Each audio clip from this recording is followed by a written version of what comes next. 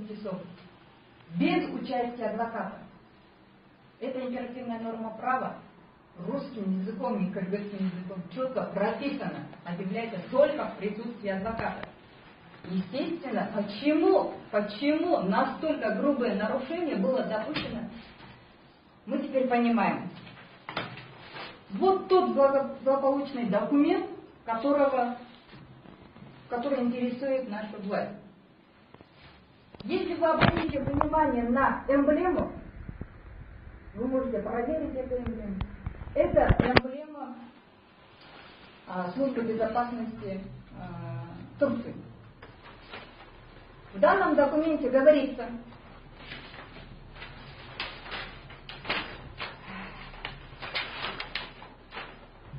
секрет особой важности, лично, указан номер досье, к сведению руководителя аппарата президента Турецкой Республики.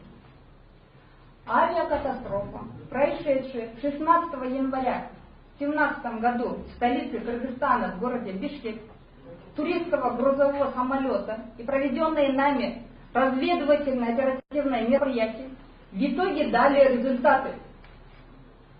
У нас, вы прекрасно понимаете, таких результатов нет. Этот результат был уже известен. Что находящийся в самолете груз, сотовые телефоны, компьютеры, изделия, электроники, деньги, драгоценные металлы и камни принадлежали президенту Кыргызской Республики Атамбаеву и его супруге. В организации погрузки груза стоял гражданин Турции по прозвищу «Гремучая змея» с группой членов ОПГ, состоящей из граждан Турции и Кыргызской Республики. Вот этот документ, он собирался как заместитель депутатской комиссии рассмотреть на заседании депутатской комиссии. Сейчас официально мы просим парламент Кыргызстана исключить из состава данной депутатской комиссии по расследованию авиакатастрофы, происшедшей 16 января 2017 года в аэропорту Манас, лидера парламентской фракции Нурбек Текебаева, исключить из данной комиссии, включить в эту комиссию депутата Джогорку Кенеша Кыргызской Республики от фракции Атамекен Каныбек Иманалиева и по решению политической партии Атамекен. И все документы, которые результаты турецкой стороны, все имеющиеся материалы будут переданы исключительно депутатской комиссии. В эту комиссию приедут люди из турецкой стороны. В эту комиссию будут представлены все подтверждающие документы, в том числе данное письмо, оригиналы, только этой депутатской комиссии. Почему мы сейчас обращаемся как юристы? Мы передаем обращению, мы передаем пожелания фракции нашего Атамекена. Мы на самом деле беспокоимся за свою жизнь, потому что по сегодняшний день, вот третий день подряд, за мной, за Канатбек Азиз ездит машина, проверяет, на самом деле ищет оригинал данного письма, даже копия этого письма. И поэтому сейчас мы официально это говорим, что эти материалы будут предоставлены депутатской комиссии. Вы сами понимаете, что одна маленькая информация, что этот документ может оказаться в руках у Эмирбека Черкешевича, принес к такому результату. Поэтому завтра, если со мной или с канатом что-то случится, вы прекрасно будете понимать, почему с нами такая как бы история случается. Спасибо.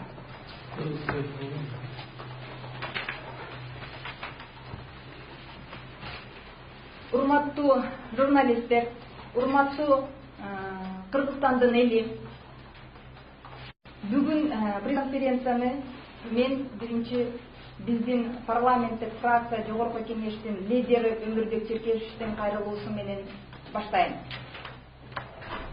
Өмүрбек Черкешевич бүгүн 1 март 2017 жылы бай калкка биздин мындай кайрылуу менен кайрылып жатат. Менин адвокаттарыма Жакупбекова Чынара, Токтокулова Талайгүл.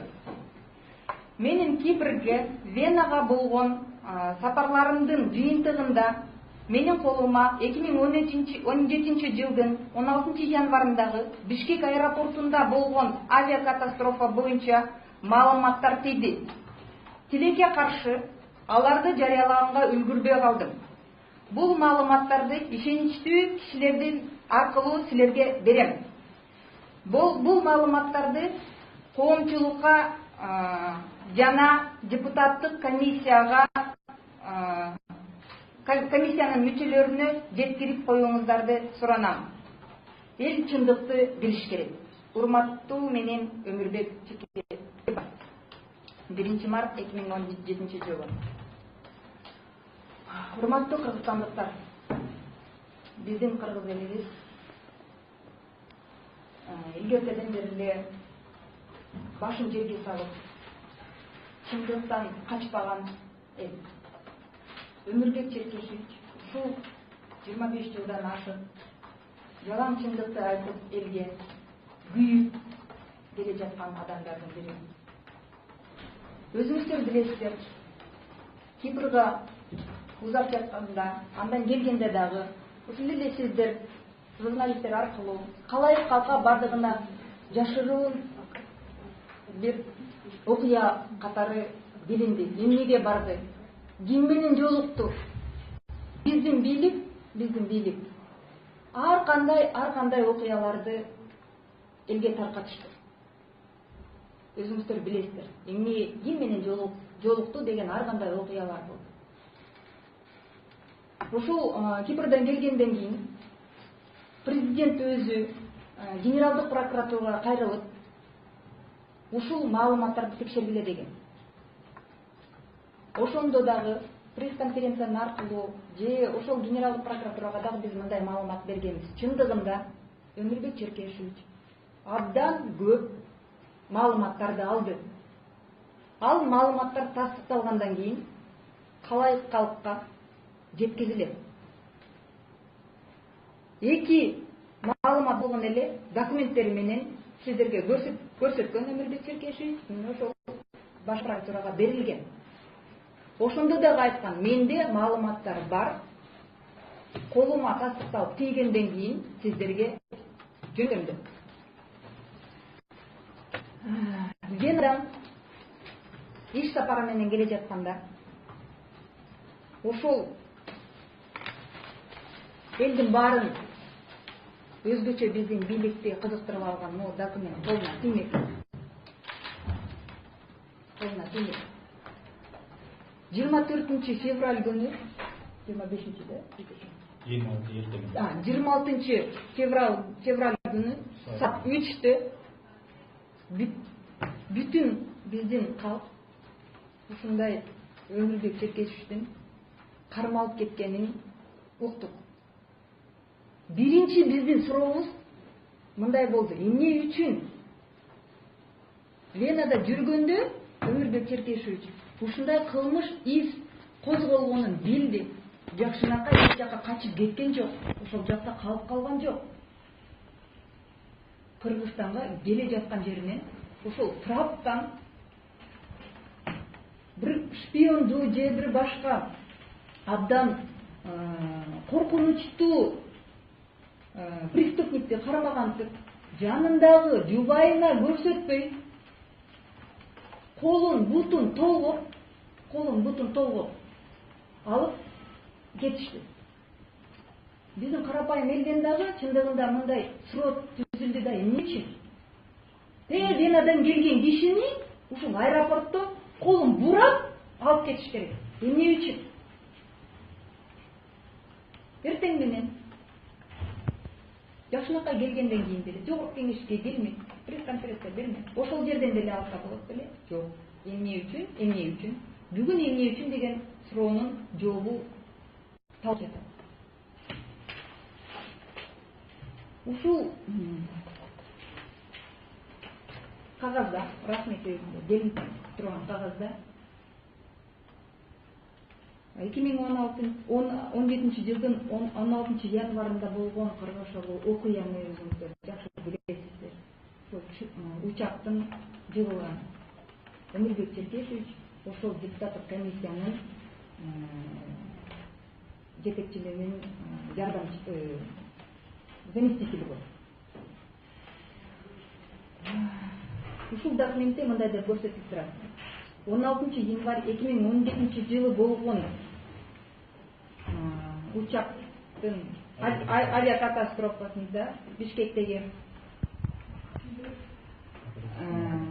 оперативдик маалымат боюнча жыйынтык болду.